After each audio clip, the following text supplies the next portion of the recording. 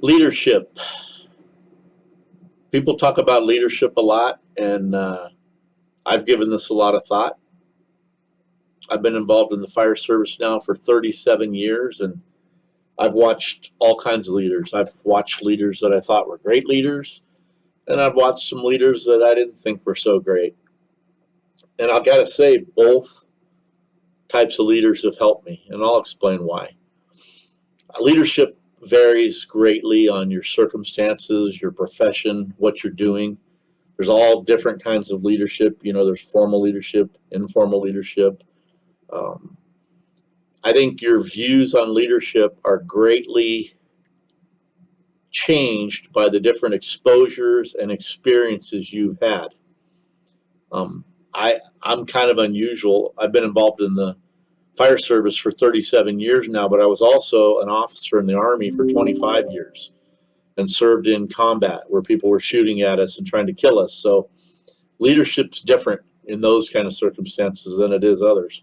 Leadership in the fire department's different. A decision you make or don't make could kill somebody, could kill one of your coworkers, and nobody wants that on their conscience. Clearly, because we talk about leadership so much, there are gaps. There are definitely leadership gaps in the fire service. One of the things, you hear a lot nowadays, it's kind of in vogue, is, oh, it's a business. We need to be more like a business. And I don't agree with that. I don't think the fire department is a business. Businesses, to me, try to make money. They're trying to make money for their stockholders, and that's not what the fire department's about. The fire department's about selfless service to your community, saving people's property, saving people's lives. So, I don't see that as a business. Some people will disagree with that, but that's kind of my own personal feeling about it. When I look at leadership and examine leadership in my life, I've seen really good leaders in the Army. The Army, for the most part, does a fantastic job developing leadership and leaders. It's forced upon you. As you rise and go to different levels, there are absolute required leadership courses and experiences that they make you go through to develop leadership. And I think that's a good thing. Fire department, we don't have that. We've talked about that, and I get it. Leadership's a big topic and subject in the fire service right now, but 20 years ago is when it started. It wasn't talked about or discussed a whole lot before that. The fire service is getting better. You see leadership classes now. You see leadership seminars and stuff like that. The fire department is making great strides in leadership, and the EFO program is a perfect example. It's sending some of our brightest fire service leaders to Emmitsburg, Maryland, to go through the EFO program. That's a good thing with leadership. I kind of look at leadership.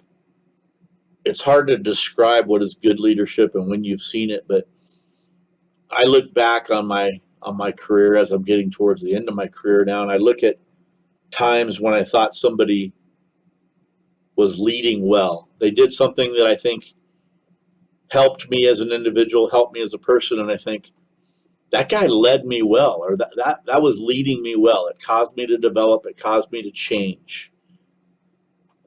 A perfect example, I think about this one a lot. I've told this story to people a lot. It has to do with when I joined the Army. When I was in high school, all I wanted to be, ever since I was a little kid, all I wanted to do was become a firefighter.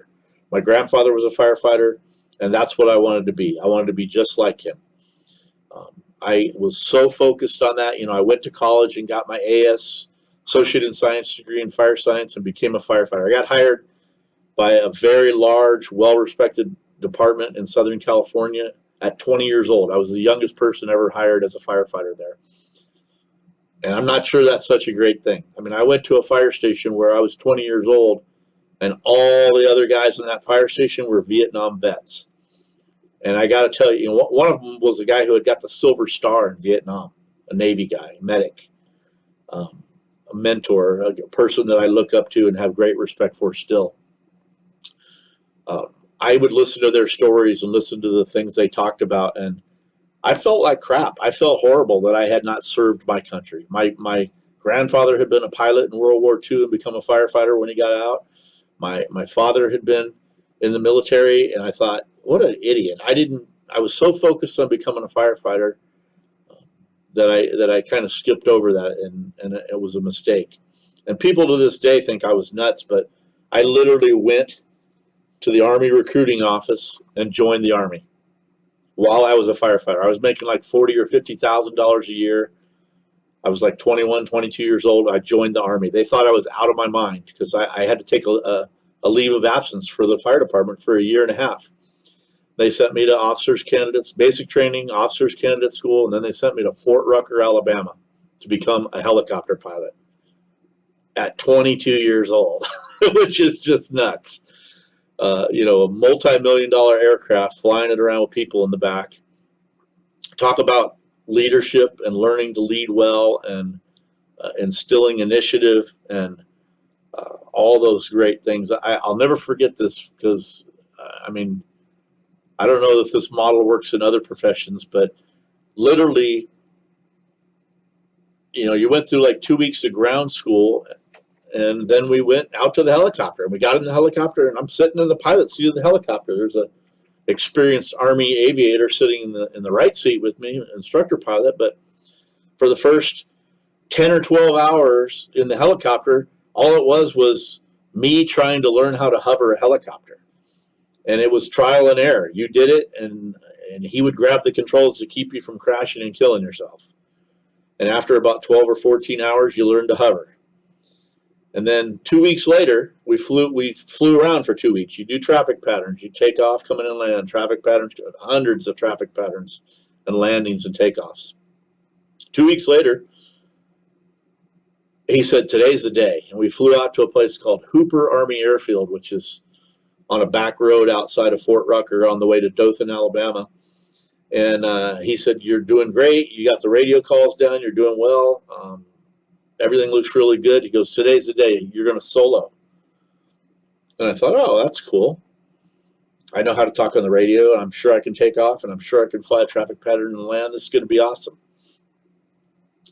And I said, are we ready to go? And he says, not quite. And he undid his seatbelt and opened the door, and he jumped out and waved to me and walked away and kind of waved like, go ahead and go. And I was like, and I looked over, I was kind of oblivious to this, but I looked over at where he was headed. There were a bunch of chairs there, and all the instructor pilots, a bunch of instructor pilots were sitting over there. And I went, oh my God, this guy wants me to solo like by myself. He's not even going to be in the helicopter. And I thought, what trust, what empowerment, what a learning opportunity it was. And I made my radio call, took off, went up, flew the traffic pattern twice. I think 3 times we went around and landed. And on the 3rd time, I got the thumbs up, and he came back over to the helicopter and got in and said, hey, that was great. Congratulations, you soloed. And, we got back to the field, and he signed my hat on the bottom, the date and the time and the aircraft tail number, and congratulations on your solo flight. And I thought, wow, these guys are out of their minds. But that was empowerment. And, he was really, it was very influential on me. It had a profound effect on me, thinking that they trust me to do this. And I look back at, leading well, lots of opportunities where people led well. The guy I spoke about earlier that was one of my mentors at Fire Station 3 that had won the Silver Star, that guy he was the best paramedic I've ever known, by far the best paramedic I've ever known, because of his experiences in Vietnam. And, he'd tell you to do things, and you'd kind of go, are you out of your mind? I've never done that. But he'd sit there and watch you do it and make sure you did it properly. Probably in my fire service career, honestly, I've really enjoyed and loved all the assignments I had. And I kind of look back, and this is what I was talking about, that I learned from great leaders and some leaders that I didn't think were so great. I think that when I had great leaders and really was learning a lot, I didn't have any question about where I wanted to be or what I wanted to do. I was having a good time. Everything was awesome. But when I had some leaders that weren't so good, that's when I kind of thought, maybe I should take a promotional exam. And so I did. I had a person that I didn't care for too much Didn't think they were doing a great job with us leadership-wise or unit-wise. So I took the captain's test, and lo and behold, I passed and got promoted to captain, and I was really happy about that. And being a fire captain was the best job you could ever have. I loved being a fire captain. I had the opportunity to, I don't want to go into the details of it, but as a very brand new young captain, I was sent to a station and told, it's all yours. You can pick your crew. The crew that had been there had all been transferred, and I got to pick my crew, and I got to build a crew from the ground up, and it was fantastic. I loved doing that. And the first few years as a captain, I had a fantastic battalion chief, but he retired and moved on and became a fire chief somewhere else. And then I got a chief that I didn't think so highly of, and it made me think maybe I should be a battalion chief. And I had never thought about that before.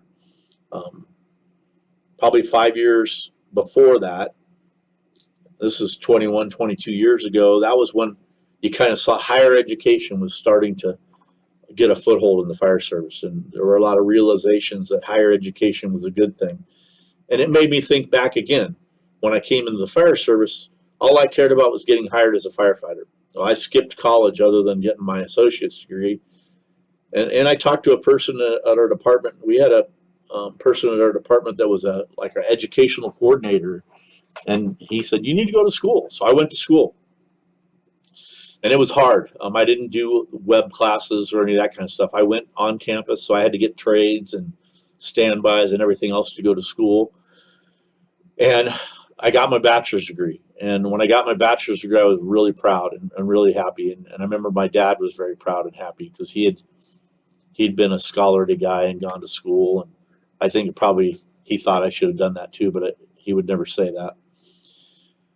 When I got my bachelor's degree, I remember Dr. Resurrection talking to me again and saying, why quit now? Why don't you continue on? And I kind of thought about it a little bit. I was like, why? I never have ever had any aspirations of getting a master's degree. And I also had never had any aspirations of becoming a chief or a fire chief for that matter. But he said, you're already in school and you're already used to it and you're already got the schedule down and you know how it works and you're already immersed in it. If you quit now in 5 years, you won't be able to do it. And I said, oh, okay, fine. So I went and got in the master's program and got my master's in public policy and administration. And I'm glad I did. It's one of those things, looking back on it, I would have really regretted it if I hadn't done it. It was a great experience and it taught me a lot of stuff. Everybody knows the fire service is very dynamic. We resist outside influences. We resist change. But I look back on my career and clearly EMS forced professionalism on fire departments. It forced training, it forced credentials, and it forced education. And I'm glad it did. My department was heavily immersed in fire-based EMS. We had 8 firefighters in the first paramedic class, like in 1971, 1972 timeframe. They were in the first class with the Johnny and Roy people. I mean, they were in the very first paramedic class with a bunch of LA County firemen. They were the first paramedics in the United States. And that was cool. And one of those guys that was in that class was my captain when I worked at Station 1. And I learned a lot from that guy and took a lot from him. I think the master's program, people don't think, oh, I don't want to get a master's. I don't need a master's. Well, I'll tell you that getting a master's helped me a lot. And it's shown me things in the fire service that I wish a lot of other people would see. And I don't have to tell anybody this. I think everybody's clear on this now, that the big thing right now is data analysis. And I was fortunate in my master's program to have to, again, get immersed in data analysis. I had a focus on GIS and analyzing data for my thesis, and I'm glad I did. It served me well. Data analysis can help you with staffing. It can help you with fire station location when you're building new stations. It can help you with response times. There's so many things, data analysis, and it helps you to justify things to your council or whatever your governing body is. And so that's the big thing now. Data analysis is, if you are strong in data analysis, you can do well as a fire chief or a chief officer in a fire department, because it's valued and it's something that's needed and necessary. So I think leadership and higher education go hand in hand. What the National Fire Academy's done by sending fire service leaders from all over the United States to this executive fire officer program is tremendous. It's been a fantastic thing for me personally, as well as for my career. So that's kind of my thoughts on leadership. Take what you want from that, and I thank you.